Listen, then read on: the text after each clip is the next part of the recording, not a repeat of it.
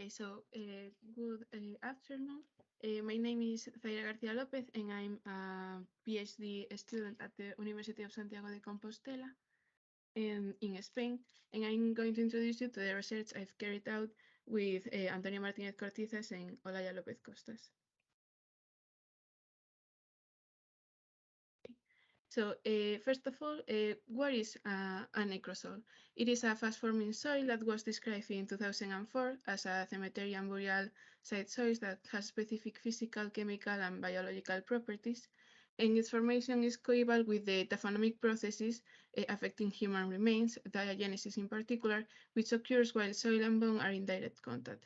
As it can be seen in the figure, organic matter decomposes, leaving its traces in the soil and changing its condition, and once as soon as soil and bone get in contact, the exchange of elements begins until an equilibrium is reached.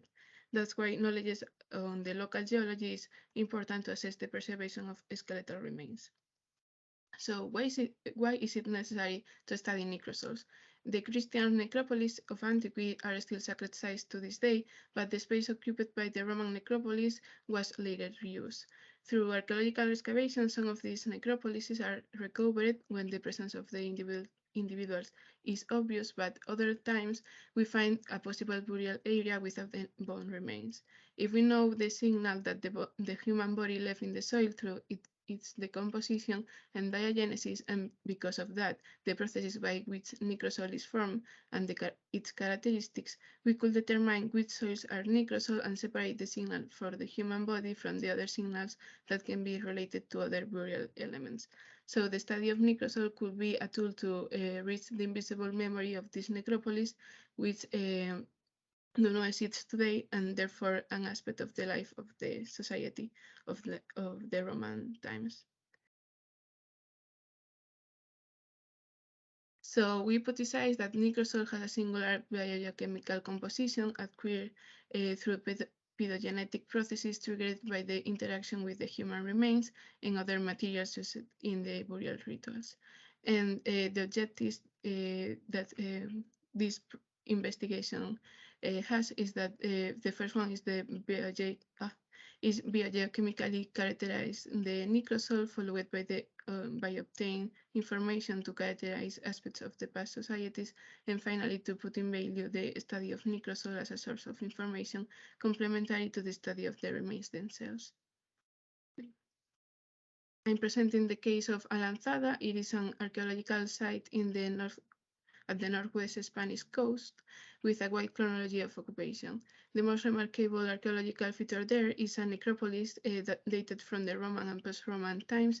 And in 2016, out of this necropolis, adjacent to a monumental house, two burials were discovered, one single and one double, and both radiocarbon dated in the 6th century after date.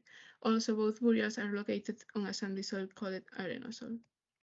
So the two burials that were found are these that you can see in the image. In tomb number 1, that is this one, there was an adult woman over 60 years old, and in tomb number 5, two male individuals were found. One of them is a teenager between 16 and 18 years old, and the other one is an adult male between 40 and 45 years old.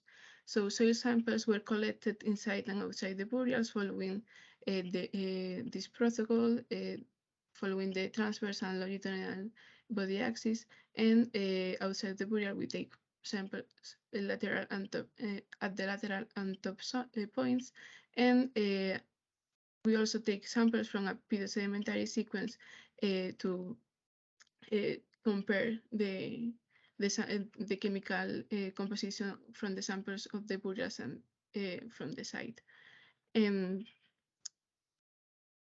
We analyze the grain size and the color of the samples as the physical properties, and the soil reaction, organic matter content, and elemental composition as chemical ones. And the results obtained in these methods were processed with principal component analysis.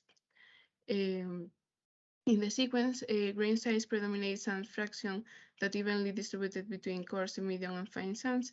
In paleosol, that is the upper part of the sequence, silt and clay is nearly 10% due to the pedogenesis, but in dune is almost 0. As we can see in the graphic, pH is around 8 in Paleosol, but 9 in Dune, and the organic matter content, we can observe it by the results of loss of magnesium and nitrogen content, that they are higher in Paleosol than in Dune, and as we can see, the carbon results isn't all of it organic because there are inorganic source of carbon as shells and other carbonates. In necrosol samples, it can be seen that the grain size distribution is very different to the sequence ones.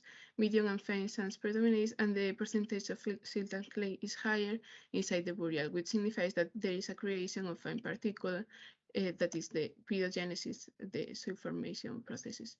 pH in general is higher than in Paleosol and like the dune in samples outside the burial. The organic matter content is higher inside the burial as we expected.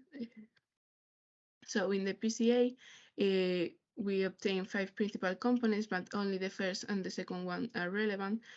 First component reflects the degree of soil pedogenesis, where the least evolved samples have more carbonates, are higher alkaline, and have light colors against the most edaphysized ones that has more organic matter and silt and clay content and a darker brown color. And the second component represents the enrichment in phosphorus and in silt and clay fraction in some samples. And this is related with the diagenesis and decomposition of the human remains. And as it can be in the figure, necrosol develops from dune through 5 processes that are decathification, the formation of secondary minerals, melanization, that is the change of color to a darker one, and acidification and enrichment in phosphorus. As we can see in this graphic, the necrosol develops from the dune material and is half evolved between Paleosol and dune. We can also observe that only the samples from inside the tomb have higher concentration on phosphorus, being higher the concentration of these elements and of the other bone constituent elements in the samples from tomb 1, which could be related to the osteopenia presented by this individual. And I also would like to comment that the pH continues to be basic, alkaline, although it is acidified by the change caused by the increasing organic matter derived from the decomposition of the soft tissues. And this acidification is greater in the thoracic area, where all the organs are found, and the bones show with more diagenetic alteration in this area. So what signifies this data that I've just said? That the color difference between outside and inside the burials indicates that these individuals were buried inside a coffin. It is that the funeral ritual they followed is an open primary burial in coffin. Also, this data tell us that the people living here dig till the dune level for make the grave and then use this dune sediment to cover the coffin. So the necrosol develops from the dune and from the paleosol. So what can we conclude? First of all, a description of the necrosol properties and the processes for which the necrosol develops. The combination of these 5 processes is the key for describing necrosol in sandy parent materials, and the characteristic that it acquires are that is a soil that has a darker color, lower alkalinity, and higher content on fine particles, organic matter, and phosphorus. And by comparing the chemical composition of the necrosol and the surrounding soil, we determined that these 2 innovations from Lanzada were dug in the dune, and the same material was used to cover the wood coffins. Therefore, there was no reconditioning of the burial site. And in addition, if we take into account that in Roman times the first burials were punctual and that they followed different rituals, and that from this period we can find only a few or empty structures that could be burials, if we analyze the soil, we can confirm the presence